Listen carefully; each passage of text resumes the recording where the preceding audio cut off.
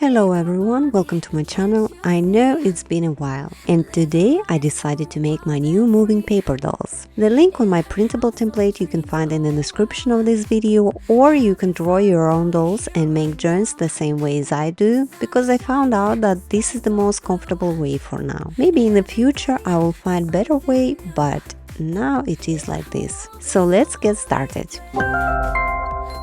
To make these dolls you will need mini brads. The size which I use you can see on the screen. I will laminate my dolls with lamination film. If you don't have it, you can also use transparent tape.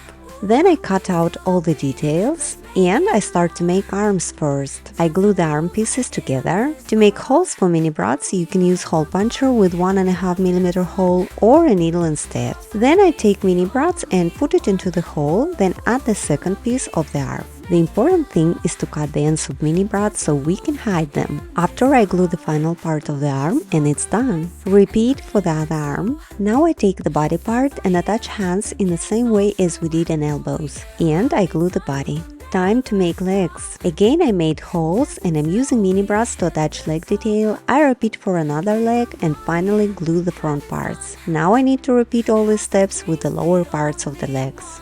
And body is ready. It's time to make the wig. I glue 3 parts together and the back side of the hairs. Then again I glue them together, adding front detail of the hairs.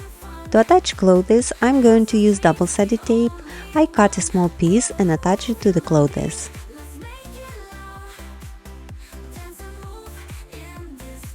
So now our doll is ready. I've made 5 girls and 5 boys. I hope you enjoyed this video, and if you did, please like, comment, share and subscribe. Don't forget to ring the bell so you won't miss any of my future crafting adventures. Make paper dolls with joy and happiness, and I hope to see you in my next videos. Bye!